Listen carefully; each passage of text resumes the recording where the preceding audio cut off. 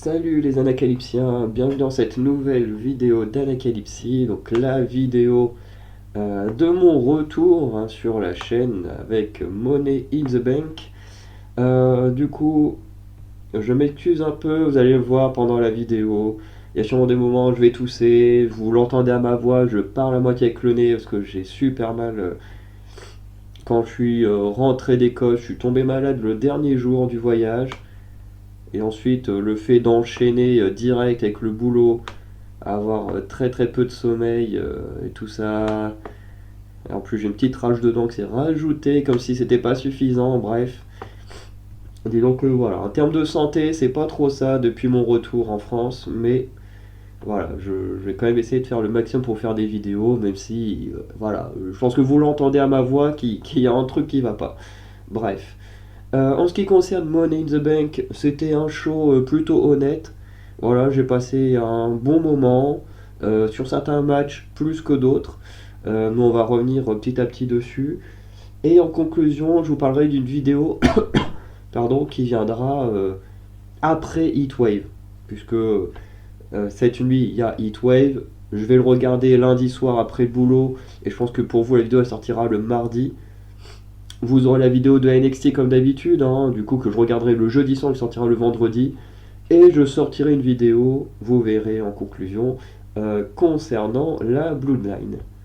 En premier match, qui est certainement l'un des meilleurs matchs de la soirée, hein, je regarde les notes. Oui, clairement le meilleur match de la soirée selon moi. Le Money in the Bank masculin avec Drew McIntyre, Chad Gable, LA Knight, Carmelo Hayes, Jey Uso et Andrade. Alors le match pour moi il était vraiment très très bon. En commentaire j'ai noté que l'entrée de Chad Gable faisait beaucoup penser à celle de Kurt Angle avec les chants You Suck et tout. J'ai trouvé ça très très cool, alors, sachant qu'ils sont un peu le même gabarit, le même style et tout ça. J'ai trouvé ça très très cool. En résumé, alors vous verrez, encore une fois, au début j'ai pris beaucoup de notes. Et petit à petit, au vu de mon état, je suis juste resté concentré sur les matchs et j'ai arrêté de prendre des notes. Ça ne veut pas dire que les matchs étaient moins bons, c'est juste que j'étais pas dans l'état d'être concentré à la fois sur le catch et sur la prise de notes en même temps. Du coup, voilà. Vous verrez après, il y aura moins de prise de notes, mais c'est normal. J'ai noté quand même beaucoup de choses assez intéressantes, surtout des très gros spots, hein. Je retiens un springboard descend de la cuisse de Andrade sur Chad Gable qui faisait une soumission à Drew McIntyre sur l'échelle. C'était vraiment impressionnant et c'était vraiment très très cool. J'ai noté, alors c'est pas réellement un Spanish Fly, mais ça en prenait un peu le principe du coup de Andrade sur Carmelo Hayes en atterrissant sur une échelle au sol. C'était vraiment très très cool. J'ai noté aussi un neckbreaker de LA Knight sur la tranche de l'échelle à Chad Gable. Pareil, très innovant comme spot, j'ai trouvé ça super. LA Knight qui va pousser Andrade du haut de l'échelle, qui va partir sur une powerbomb. Vous savez, c'est souvent la powerbomb qui est faite par les gens qui sont dans le haut du coin du ring et qui du coup en sautant font une powerbomb sur l'intérieur du ring. Bref, vous voyez à peu près de quoi je parle.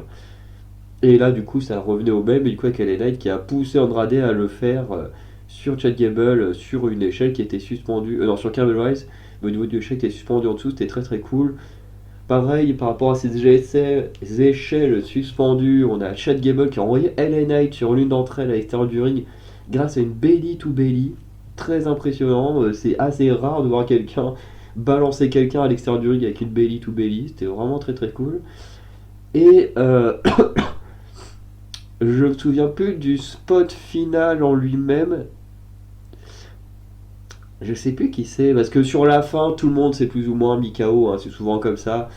Dans le Money in the Bank masculin, ce qui a permis à Drew McIntyre de récupérer la mallette. Je ne sais plus de qui il s'est débarrassé pour récupérer la mallette. Je me demande si c'est pas Jey Uso. Mais du coup, victoire de Drew McIntyre. J'ai noté le match 4,5 sur 5. Déjà parce que le match était vraiment très très bon. Parce que on a eu des spots innovants. Et je parle bien de spots innovants. Vous verrez que le, le Money in the Bank féminin, j'ai trouvé beaucoup moins bon. Déjà, il y a eu beaucoup d'approximations et c'était pas très très innovant. Le finish était très innovant parce que les Money in the Bank féminins ont toujours des finishes de merde. Là, c'était déjà un peu mieux. Euh, mais, euh, mais voilà, là sur le masculin, on a vraiment tout donné. On a fait des trucs bien innovants et tout. C'était très très cool. Pour moi, on a le bon gagnant. Même si, vous verrez un peu plus tard, je reviendrai sur le cashing de Drew McIntyre. Mais en soi, quand Drew McIntyre a gagné, je me suis dit, c'est génial. Drew McIntyre, avec son personnage détestable, irritable et tout comme il est, avec la manette Money in the Bank, ça peut être que incroyable. Bon, voilà, on verra ce qui se passera plus tard. Mais je trouvais que donner la mallette à un personnage comme Drew McIntyre, c'était une excellente idée. Voilà. Après, je pense que beaucoup s'attendaient à Jey Uso. Là, devant moi sur ma télé, j'ai toujours la miniature de Money in the Bank sur le network. C'est vrai que mettre Money in the Bank, enfin mettre l'affiche avec Jey Uso qui tient la mallette et que le hit in the Bank, je pense que beaucoup se sont dit ouais bah c'est bon, c'est Jey Uso qui a gagné. Pour moi, c'était parce que j'ai pas fait de pronostic, hein, comme j'allais pas bien, mais pour moi c'était évident que Jey Uso n'allait pas gagner. Pour moi, à partir du moment où tu mets quelqu'un sur l'affiche comme ça avec la mallette, pour moi, soit c'est du spoil, soit tu annonces déjà que celui-ci il n'a pas gagné. Mais tu te permets de te faire de l'oseille grâce à l'affiche parce que la personne est méga populaire. Moi j'étais plus sur la deuxième optique, parce que bon, spoiler le gagnant direct sur l'affiche, je trouve que c'est un peu moyen. Bref. Après, là où j'ai enlevé 0,5 points au match, bah, c'est que le Money in the Bank, je pense qu'un jour je ferai une vidéo sur Money in the Bank et Royal Rumble, c'est que ce sont des matchs à spot. Et je pense les Battle Royale aussi, juste que c'est des matchs à spot. Et en fait, les matchs en eux-mêmes sont pas si incroyables que ça. Alors Money in the Bank, quand tu fais un match comme celui qu'on a eu ce week-end, ça donne un très bon match. Mais c'est vrai que quand tu regardes un peu plus en détail, bah, tu regardes bah, tout le monde est en train de dormir les trois quarts du temps du match.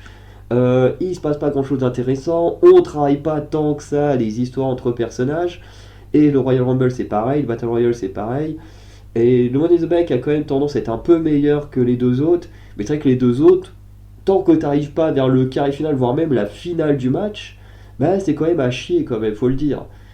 Quand tu vois la Battle Royale ou le Royal Rumble où il faut éliminer des gens et que tu as toujours des gens qui empêchent d'autres d'en éliminer alors que ça les arrangerait d'être de moins en moins nombreux, enfin bref, moi c'est toujours un truc qui me saoule dans ces matchs-là. Et dans le cas du Money in the Bank, moi ce qui me saoule, c'est de voir toujours les gens en train de dormir. À chaque fois, t'en as que deux qui font un truc dans le ring. Et puis t'en as un qui se prend un gros spot, boum, du coup il part dormir. Puis t'en as un autre qui vient.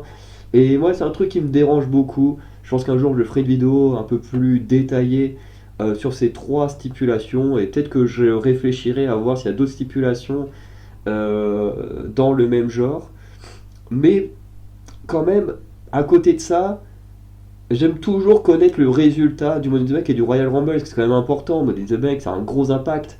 Par la suite, le match, encore une fois, c'est pas toujours un match excellent, mais ce qui se passe par la suite avec le cashing et tout, c'est trop bien.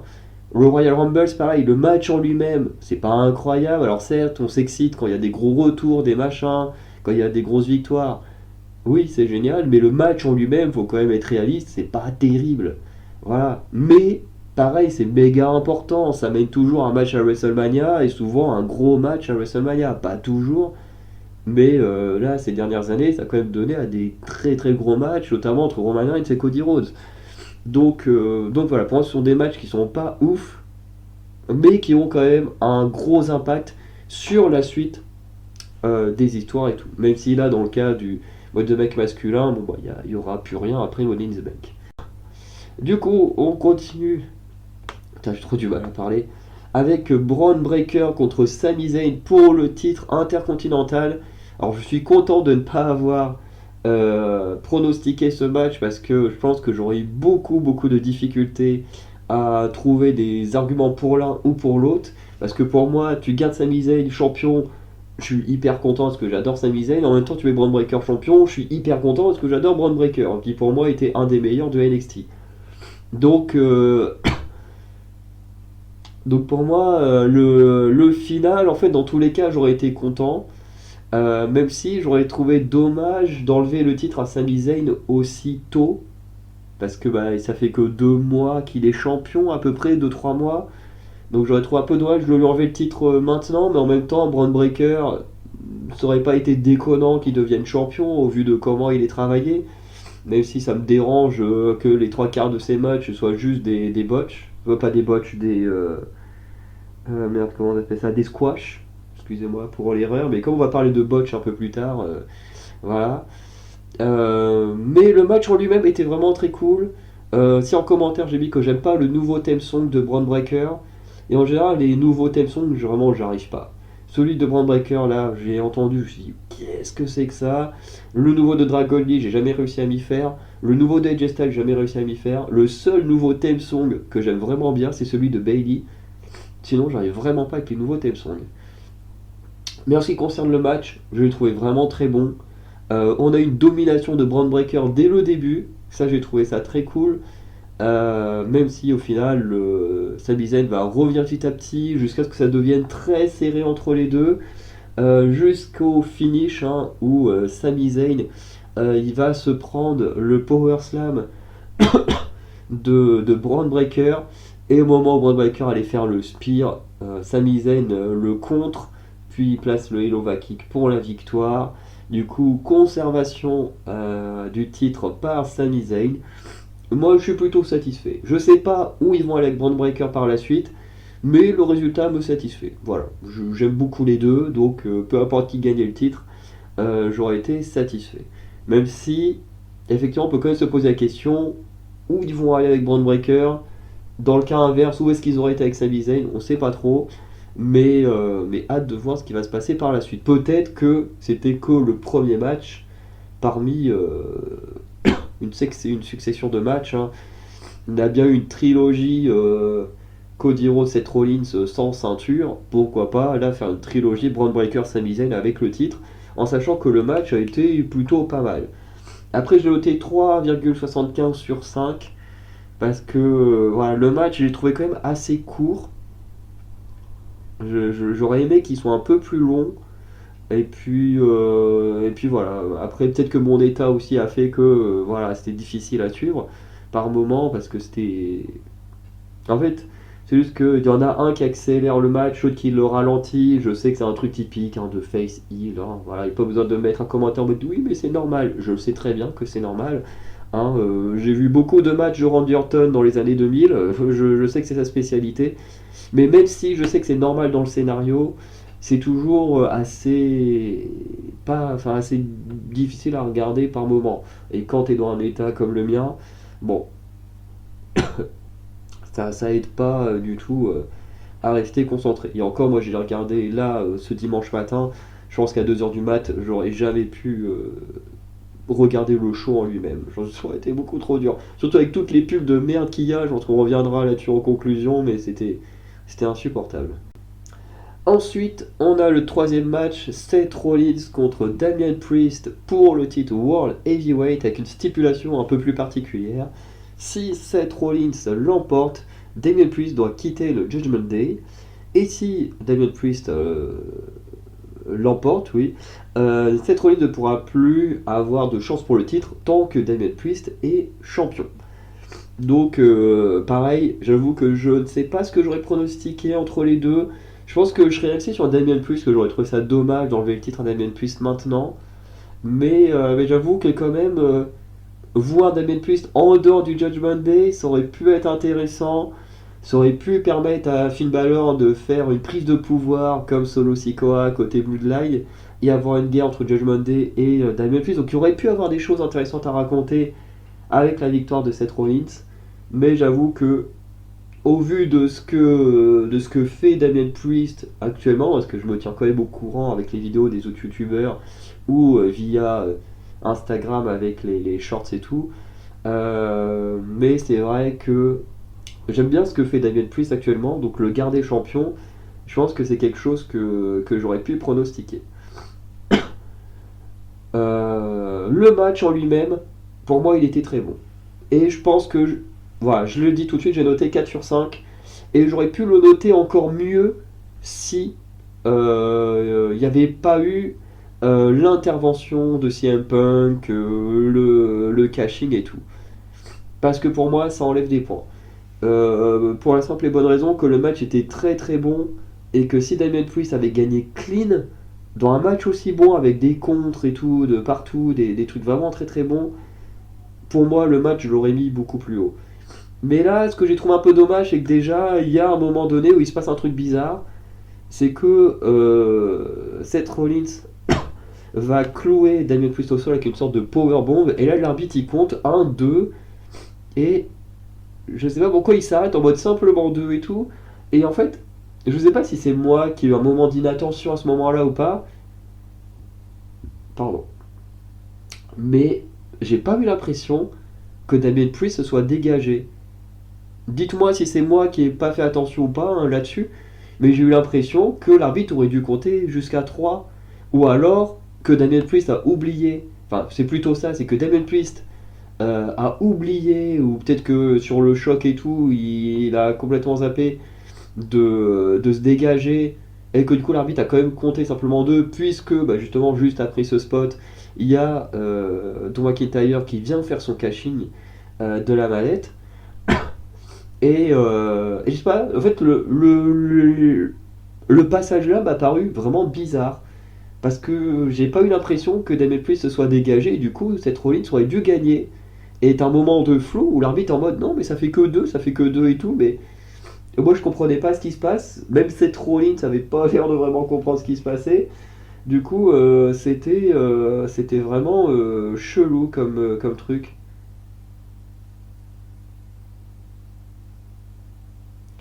Et voilà, du coup, le match, ouais, je savais pas trop quoi en penser à ce moment-là, enfin ce passage-là, je savais pas trop quoi en penser. Après, Drew McIntyre, il vient faire son caching, je me dis cool, on va avoir un match triple menace et tout, ça va être sympa. Surtout que ça commence bien, et puis là, bon, CM Punk il vient, il agresse Drew McIntyre, et il permet du coup à Damien Priest de placer son finisher pour la victoire. Donc Damien Priest conserve son titre. Pour moi, c'est le meilleur choix que Damien Priest conserve. Voilà. Mais il y a une chose que je trouve dommage, c'est que bah, Drew McIntyre vient déjà de perdre la mallette. Et ça, je trouve ça dommage parce que il y avait un potentiel dingue de faire des trucs avec Drew McIntyre et la mallette. Il y avait des très grosses choses à faire et ils l'ont pas fait. D'ailleurs, autre chose que j'avais oublié concernant Jey Uso, c'est que si on considère qu'au Survivor Series il y aurait une Bloodline versus Bloodline, pour moi c'était logique que Jey Uso gagne pas la mallette si il se mettait à rejoindre son frère et Roman Reigns en mode Bloodline originel contre la New Bloodline. Donc il pouvait pas être concentré sur la mallette et un possible règne de champion, puis les guerres de la Bloodline. Pour moi, Jey Uso il pouvait pas. On devait pas lui donner la mallette et faire ça à côté. Pour moi, à la limite, donnez-lui la mallette l'année prochaine si les problèmes de Civil War au niveau de la Bloodline est réglé. Mais voilà. Pour moi, on ne pouvait pas lui donner avec ça. Mais voilà, déjà très déçu que Drew McIntyre perde déjà la mallette. Je trouve ça très dommage. À côté de ça, ce que je trouve bien dans l'intervention de CM Punk, c'est que Drew McIntyre va être encore plus aigri, encore plus vénère. Et pour le futur match entre Drew McIntyre et CM Punk, ça va forcément nous donner de l'intensité et tout, de fou. Et j'ai assez hâte de voir ça. Par contre, le truc que j'ai pas compris, c'est Seth Rollins qui, même si je trouvais ça très cool, hein, parce que personnellement, comme Drew McIntyre ou Seth Rollins, je déteste réellement CM Punk. Ça m'empêche pas de reconnaître qu'il fait des très bonnes choses pour le business, hein, comme diraient la plupart des catcheurs, mais ça m'empêche pas que, même s'il fait des bonnes choses pour le business, je le déteste. Mais à la fin, on a Seth Rollins qui commence à insulter CM Punk, un machin, et c'est assez bizarre parce que, bon, certes, l'intervention de CM Punk a permis à Daniel Priest de vaincre Drew McIntyre, mais en même temps, j'ai pas le souvenir que dans l'intervention de CM Punk, euh, qu'il s'en soit pris à Seth Rollins. Alors certes, il fait indirectement euh, avec son intervention que Seth Rollins ne puisse plus gagner, mais techniquement, si Seth Rollins avait dégagé Daniel Priest du ring, il aurait pu lui-même faire le tomber sur Drew McIntyre Donc j'ai pas trop compris pourquoi il accusait Rollins de sa défaite, enfin Punk de sa défaite, mais en tout cas ce qui est intéressant, c'est que après Drew McIntyre, très certainement cette Rollins va se placer pour régler ses problèmes avec CM Punk, et à mon avis ça pourra donner quelque chose de très intéressant.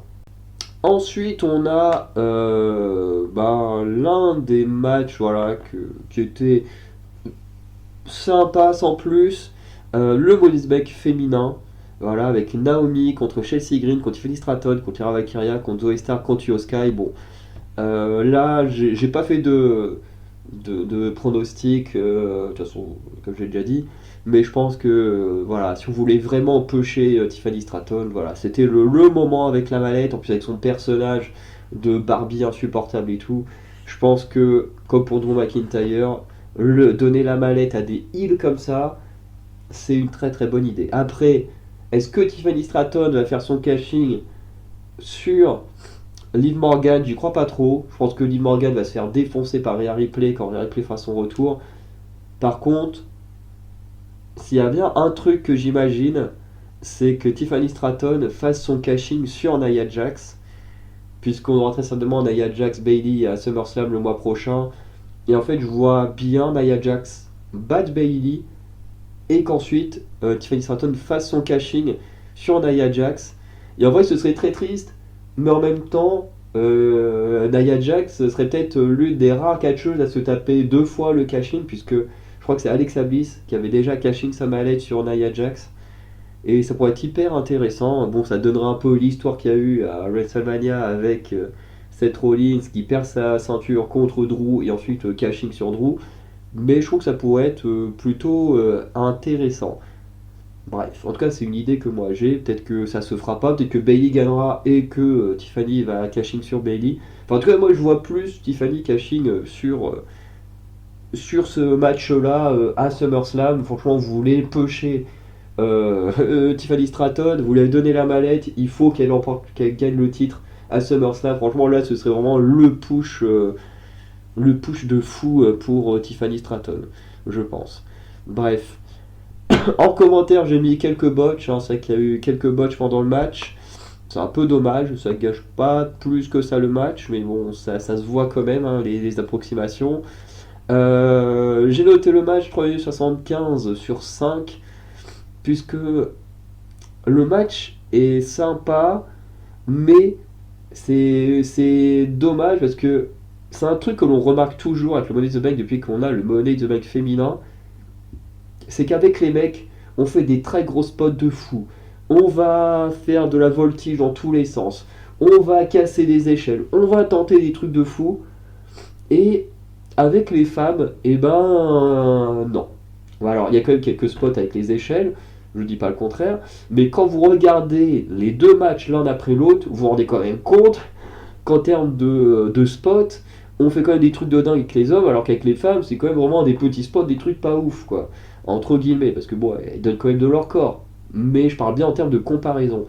Et bah forcément, quand on regarde un show comme ça, que tu commences avec un Money in the Bank qui est vraiment génial, malgré que ce soit juste un match à spot, et que ensuite vous avez celui-là, bah ouais, c'est le match il prend cher, ça devient beaucoup moins intéressant. Par contre, ce que j'ai aimé, c'est le finish.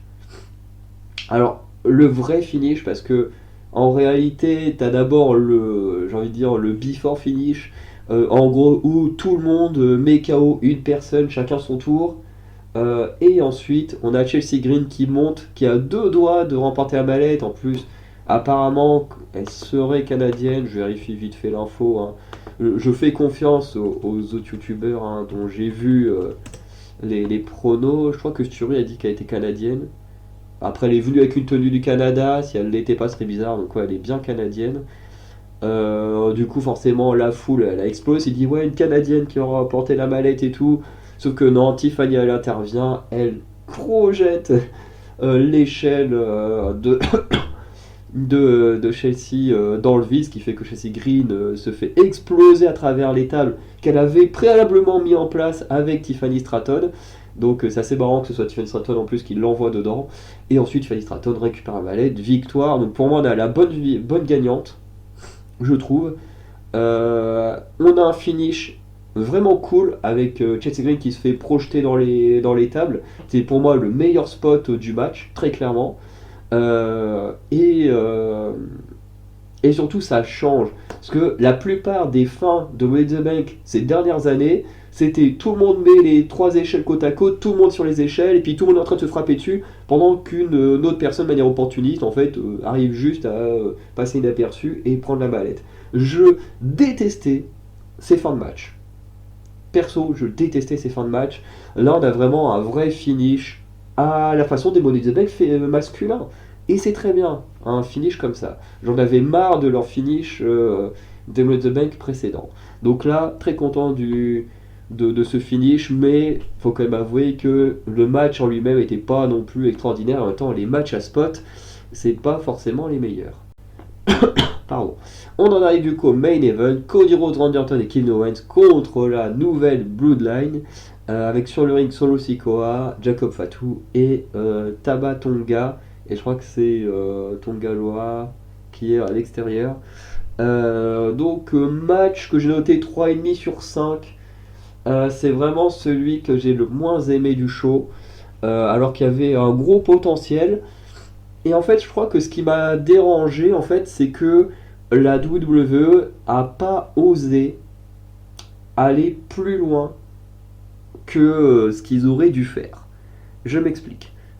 Vendredi soir, on a la vignette de Solo Sikoa que personnellement j'ai kiffé. En plus, c'est vraiment filmé comme un petit spot cinéma et tout. J'ai trouvé que c'était incroyable. Où Solo Sikoa est en mode ouais, Cody Rhodes, je vais te détruire.